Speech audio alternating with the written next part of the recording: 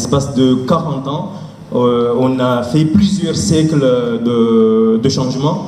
Donc du coup, c'est normal que on soit dans cette situation où il y a des doutes, il y a des questionnements. Lorsqu'on parle de ces questions, en gros, on est souvent dans cette forme de nostalgie de Mayotte des années 70, 80, 90, où effectivement, il y avait une organisation familiale où chacun connaissait sa place. Dans la société mahoraise, l'enfant, on l'élevait dans de bonnes conditions, mais l'idée aussi que lui aussi, il puisse venir prendre en charge les parents, les grands-parents vieillissants. Donc, il y a cette idée que les enfants, une fois qu'on les a bien instruits à l'école ou d'une manière plus générale dans la vie en général, ils allaient pouvoir réussir leur vie, notamment grâce à l'école républicaine, et aller pouvoir assurer la retraite ou subvenir aux besoins des parents vieillissants. On est dans cette forme permanente d'auto-accusation sans vraiment, encore une fois, poser les bases. À un moment donné, c'était les caddies qu'on accusait, voilà, et après on les a laissés tranquilles, et maintenant on va vers eux, on revient vers eux, on dit finalement on a besoin de caddies. On ne peut pas parler de ces questions si vraiment on ne se pose pas pour faire une vraie recherche. Une recherche scientifique, une recherche action sur cette problématique-là, pour que vraiment on puisse se dire sur la base d'une recherche, voilà les enjeux, voilà les problèmes et voilà la manière dont on doit s'en sortir.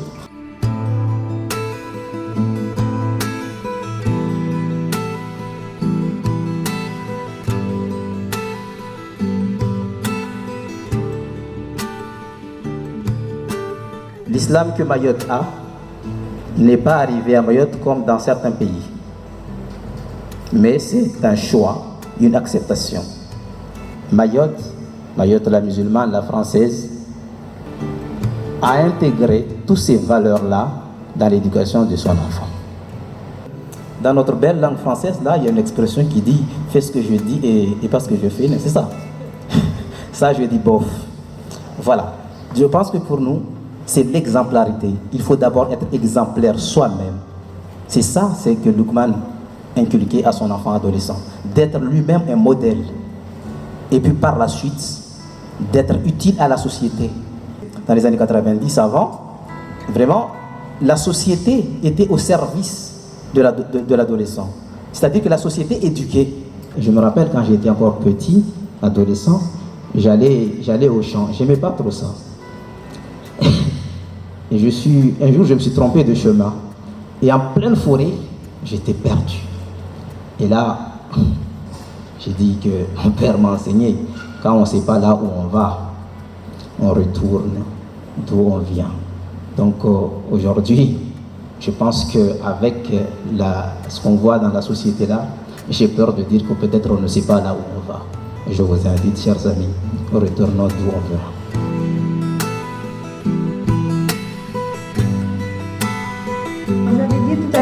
Le parent, on a un droit envers les parents. Je comprends, il y a par exemple la mère, elle nous a portés pendant 9 mois, mais un père qui n'a jamais été là, comment expliquer à un enfant qui doit être reconnaissant envers ce père-là qui ne connaît pas, qui ne l'a jamais éduqué, qui ne s'est jamais occupé de lui. Donc je pense qu'avant de penser à la question de l'enfant ou de prendre l'adolescent qui pose problème, il faut vraiment repartir sur les bases.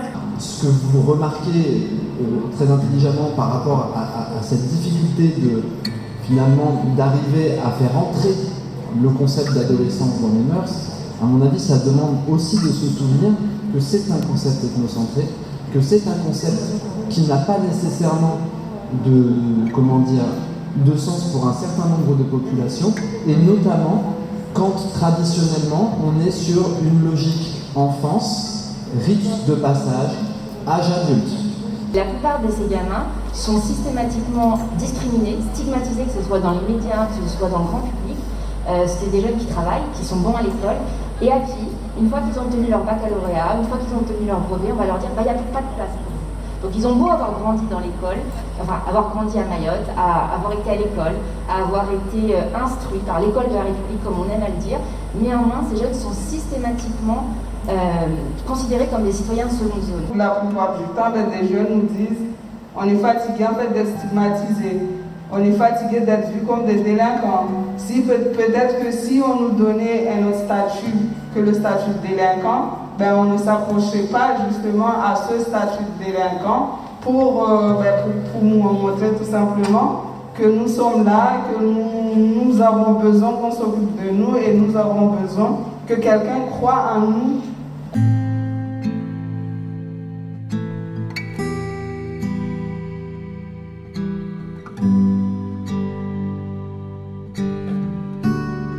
C'est un gamin qui est hyper éduqué, qui est très intéressé par beaucoup de choses, qui a plein de compétences techniques, théoriques, etc. Et il ne supporte pas de se dire qu'il est là à vendre des oignons au bord de la route et qu'à ce stade, il n'a pas la possibilité d'aller plus loin que ça.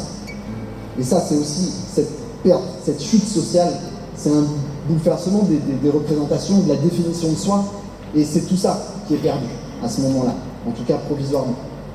Et il est dans cette recherche d'un schéma familial stable.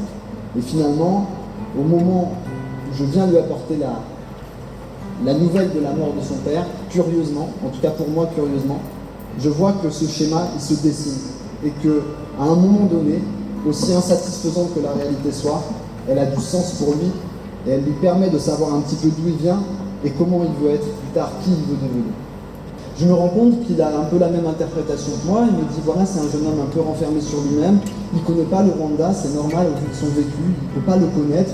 Et donc l'oncle est de très bonne volonté. Il me dit moi, je peux témoigner en sa faveur auprès de la CNDA, etc., etc. Donc il propose d'apporter son aide. Donc déjà, il y a un premier lien avec la famille qui se refait. Il y a une première démarche favorable de la part de cet oncle. Et pendant la discussion, l'oncle me présente la situation. Pour lui, il me présente son papa comme mort, le papa de Georges. On peut être bouleversé par la réalité et par l'impossibilité d'accéder à une transmission familiale, à une transmission des valeurs. Et sur un territoire comme Mayotte, où on est dans un melting pot, on est dans un creuset culturel, parfois c'est difficile pour certains jeunes de savoir où sont leurs représentations, de savoir où est-ce qu'ils doivent regarder. Est-ce qu'ils doivent regarder en arrière? Est-ce qu'ils doivent regarder à 8000 km en métropole? Est-ce qu'ils doivent s'inspirer de la Réunion? Est-ce qu'ils doivent s'inspirer de l'Afrique bantou swahili, etc., etc. Et tout ça, selon moi, c'est un des enjeux majeurs à Mayotte. C'est quelle définition et quelle identité pour cette jeunesse-là demain. Parce qu'aujourd'hui, en tout cas aujourd'hui, cette transition fait que c'est pas forcément une évidence pour les jeunes de savoir exactement d'où ils viennent.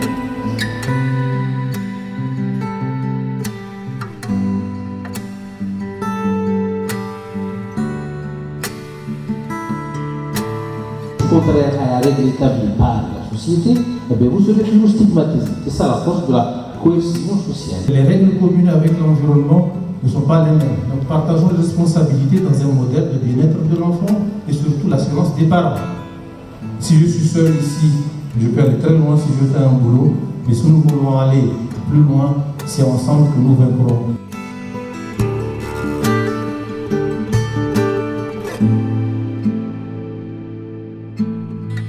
Je vois beaucoup de choses se passer quand même à Mayotte et je pense que il y a un appétit de réflexion, d'échange et donc ça me rend confiant. Donc dans la question de qu'est-ce qu'on peut faire, déjà nous on a décidé de faire ça. Voilà. Pour qu'on puisse penser à plusieurs et penser à différents étages, je crois que c'est très important aussi à la fois la recherche, mais la recherche croisée, la formation croisée, la réflexion croisée, je crois beaucoup à ces notions-là.